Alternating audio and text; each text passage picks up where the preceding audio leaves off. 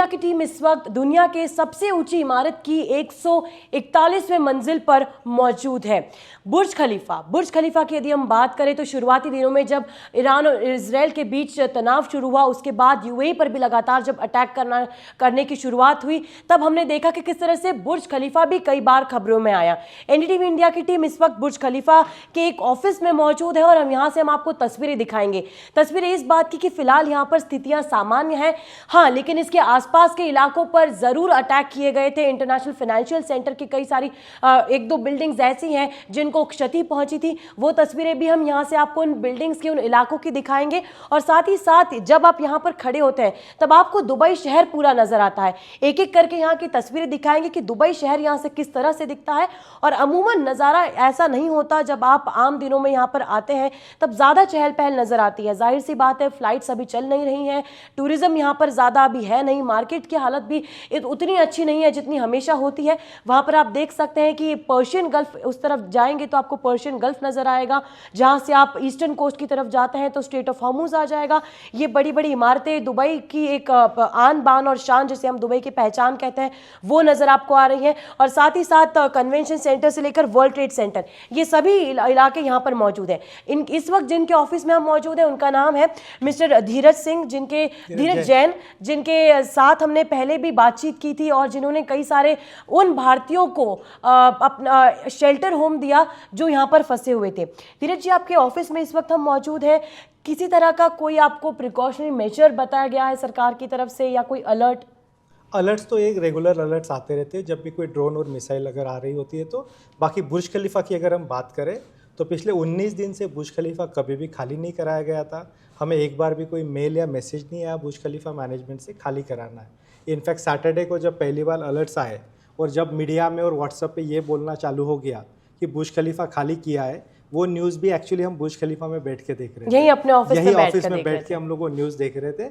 हमारी पूरी टीम जो है पिछले 19 दिन से ऑफिस में आ रही है। मैं खुद तो फार्म पे था आजमान में, लेकिन पूरी टीम हमारी ऑफिस में आ रही है। मतलब स्थिति यहाँ पर सामान्य है। इलाके जल्दी आप हमें समझा दें एक एक करके कि कौन से प्रोमिनेंट इलाके हैं। और दुबई दुबई की हम बात करें, वहां से शुरुआत करते हैं दर्शकों, क्योंकि वहां पर भी इस तरह की घटनाएं हुई थी। क्रीक दुबई कहाँ है यहाँ पे? ये दुबई क्रीक एरिया है जहाँ पे कुछ डेब्रिस गिरा था। और यहाँ DIFC है। DIFC के पीछे फ्यूचर म्यूजियम भी इसी साइड में आ जाता है। वर्ल्ड ट्रेड सेंटर यहाँ पे है।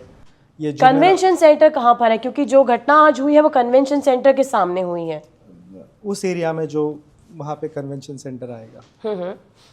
और ये वाला इलाका आप हमें समझा पाए? ये जुमेरा 1, 2 पीछे वर्ल्ड आइलैंड से ये कोका कोला अरेना भी है यहाँ पे।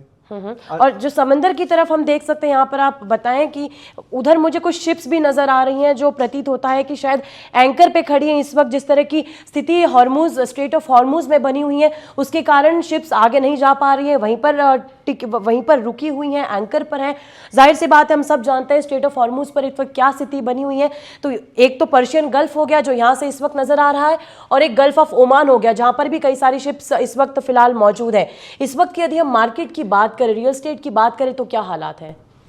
तो रियल एस्टेट में जिस तरह से एक अफवाह आ रही है कि मार्केट बहुत डाउन हुआ है, और उसी को चलते हमें इंडिया से, चाइना, रशिया से काफ़ी बायर जो है वो कांटेक्ट कर रहे हैं, उनको यहाँ खरीदना है, लेकिन वो डिस्ट्रेस डील ढूंढ रहे हैं। लेकिन दुबई में अभी कोई भी बेचना नहीं चाह रहा है। So there is no selling happening, there are no sellers in the market, but there are many buyers who are asking for the discounted, क्योंकि अभी दाम कम है, दाम कम होगा ऐसा एक्सपेक्टेड है। लेकिन लोग अभी भी उस सिचुएशन में नहीं, किसी को यहाँ बेचना नहीं है, फुल कॉन्फिडेंस है मार्केट के ऊपर। कुछ महीनों में मार्केट पर्यटकों की यदि हम बात करें, जल्दी से नीचे की तस्वीरें भी दिखा देते हैं कि पर्यटकों को यहाँ पर आना जाना कम हुआ है काफी, क्योंकि ये इलाका हमेशा भीड़ वाला रहता है। कल भी मैं मौजूद थी, केवल 2 पर्यटक आए थे, एक स्कॉटलैंड से आए थे और एक इंग्लैंड से आए थे। तो पर्यटकों को लेकर यहाँ पर आप क्या बता सकते हैं? टूरिस्ट तो अभी थोड़े कम हुए हैं, फ्लाइट्स भी नहीं आ रही, काफ़ी सारी फ्लाइट्स बंद है। और वैसे अभी रमादान भी चल रहा है, तो रमादान में इस टाइमिंग पे सुबह 10, साढ़े 10 बज रहे, तो इस टाइमिंग पे ऐसी ट्रैफिक होती है।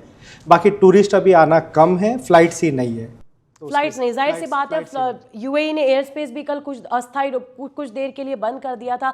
कई सारी फ्लाइट्स भी थी, वो भी सस्पेंड कर दी गई थी। और अभी जिस तरह से 10 बजे का, 10:30 बजे का समय हो रहा है, और पिछले आधे घंटे के अंदर हमें एक और अलर्ट हमारे मोबाइल फ़ोन पर आया है, जिसमें यही कहा गया है कि करंट थ्रेट के कारण ऑनगोइंग सिचुएशन के कारण यहाँ पर मिसाइल थ्रेट है और साथ ही साथ हमें एक सुरक्षित जगह पर चले जाना चाहिए। हम 6 से 7 लोग इस कमरे में फिलहाल ऑफिस में धीरज जी के मौजूद है और सभी के फ़ोन पर एक साथ मैसेज आया। हालांकि पैनिक की कोई स्थिति यहाँ पर होती नहीं है क्योंकि अब ये रूटीन बन गया है यूएई के लोगों के लिए कि आपके फ़ोन में अलर्ट आएगा। एक नहीं, दो नहीं, 3 से 4 बार दिन में आजकल अलर्ट आने लगे हैं क्योंकि ईरान की तरफ से हमले जो है वो भी बढ़ गए। तो यदि अलर्ट आता है तो यदि आप कहीं बाहर हो तो आप सुरक्षित जगह पर चला जाए। इस तरह से प्रोटोकॉल फॉलो किया जाता है। आवाज़ें भी लाउड एक्सप्लोजन हमें सुनाई दे रही हैं जो यूएई सरकार के मुताबिक, ये एडमिनिस्ट्रेशन के मुताबिक ये वो आवाज़ है जो यूएई एयर डिफेंस सिस्टम जब एक्टिवेट होता है और जब वहां से बैलिस्टिक मिसाइल्स फायर की जाती है, लॉन्च की जाती है, उन्हें निष्क्रिय कर दिया जाता है, तो ये वो आवाज़ है। तो फिलहाल इस वक्त की हम बात करें ग्राउंड जीरो की तो बुर्ज खलीफा के आसपास और बुर्ज खलीफा के भीतर स्थिति सामान्य है। बाहर टूरिज्म जरूर कम है क्योंकि फ्लाइट्स नहीं है और मोबाइल पर अलर्ट्स लगातार इस इलाके में तो पिछले आधे घंटे में 3 से 4 बार तक मेरे फोन पर आए हैं। एनडीटीवी इंडिया के लिए यूएई से तेजश्री पुरंदरे।